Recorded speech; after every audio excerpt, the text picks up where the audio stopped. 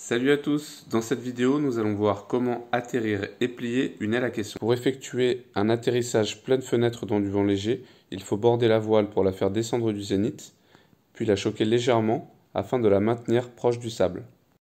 La voile peut légèrement se déplacer et l'objectif est de trouver la pleine fenêtre. Ça y est, la voile est immobile, je peux la plaquer contre le sol. À ce moment-là, vous pouvez faire appel à un rider qui viendra attraper l'une ou l'autre oreille afin de poser votre voile. Si vous êtes seul, l'objectif va être de maintenir la même tension et d'aller à la voile. Cependant, attention, car si vous tirez un petit peu trop sur les arrières ou avancez, comme dans ce cas, la voile peut se retourner.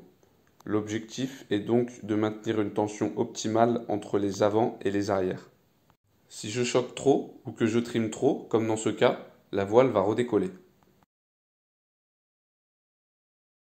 Maintenant que je suis sûr de maintenir la bonne tension et d'être dans la pleine fenêtre, je peux me détacher, enlever le leash, et l'objectif va être d'attraper les 4 lignes sans faire d'à-coup, en gardant la même tension et se rapprocher de la voile petit à petit.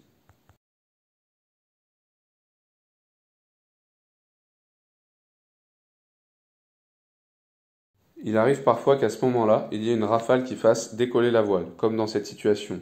Dans ce cas, je maintiens une seule ligne, avant ou arrière, afin de faire déventer la voile. Dans ce cas, tout va bien, je continue de me rapprocher de la voile.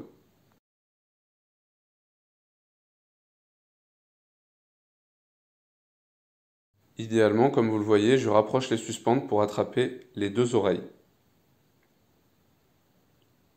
Je remonte légèrement au vent.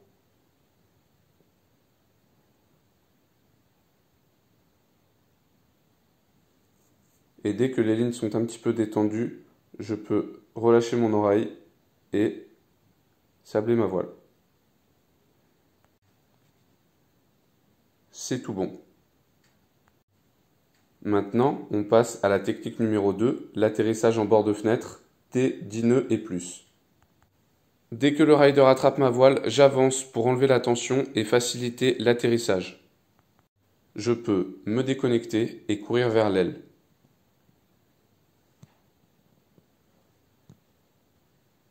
J'aligne bord d'attaque contre bord d'attaque et je sable ma voile.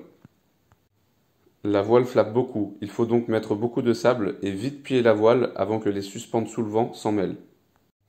On passe à la troisième technique d'atterrissage, le largage. Si le vent est fort et qu'il n'y a personne, je n'ai pas le choix, je largue.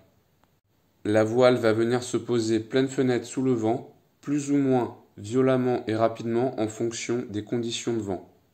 Je peux alors attacher mon leash à un point fixe si j'en trouve un et aller directement à la voile ou, comme dans cet exemple, remonter à la voile directement avec la ligne. Bon, il va peut-être y avoir un petit paquet de nœuds, mais j'ai neutralisé la voile. On passe à l'enroulage des lignes.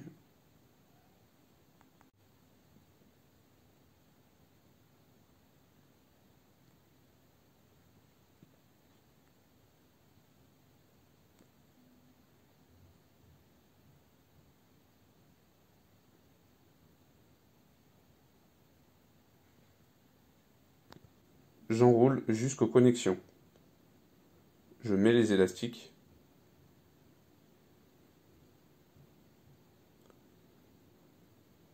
Attention à ne pas passer la barre en dessous des connexions ou sous les suspentes. Je m'assure que tout est clean. C'est le cas. Je peux lancer la barre au niveau du bord d'attaque en plein milieu de la voile. Je n'oublie pas d'ouvrir la pochette afin de faciliter le dégonflage de la voile. Dans le vent léger et médium, je peux tout simplement ramener oreille sur oreille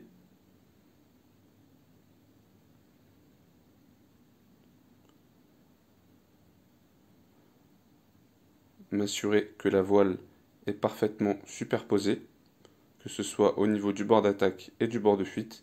Je peux commencer à enrouler et à vérifier que le bord d'attaque est bien contre le bord d'attaque, le bord de fuite contre le bord de fuite.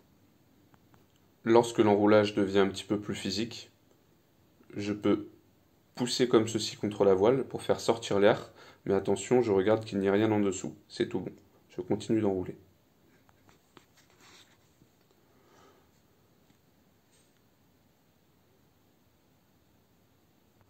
j'enroule jusqu'au bout. J'attrape les suspentes. On peut voir qu'il y a une petite épine sur la voile. Attention à bien l'enlever. Maintenant, je peux très légèrement dérouler la voile, faire passer les suspentes à l'intérieur et refermer la voile. Ça me permettra d'éviter que toutes les suspentes se retrouvent à l'intérieur de la voile et créer des nœuds. Je peux maintenant plier ma voile en 2 ou en 3 et récupérer ma barre. C'est tout bon. Maintenant, nous allons voir une autre technique que je vous préconise dans le vent fort. Là, je fais en sorte de sabler ma voile de manière à ce que les deux oreilles sous le vent se superposent. Non seulement les suspentes s'en mêlent beaucoup moins, mais en plus, ça met beaucoup moins de contraintes lors de l'enroulage. On enroule contre le vent. Maintenant que la voile est enroulée, on va la mettre dans le sac.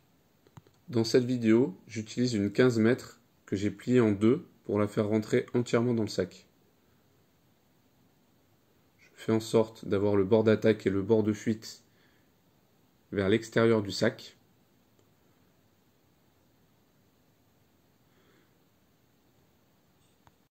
Et si vous souhaitez déconnecter votre barre, je vous conseille de le faire à ce moment-là. Si vous souhaitez la garder sur cette voile, vous pouvez la mettre dans le sac. Attention à ne pas la mettre dans des suspentes. Pareil pour le chicken loop.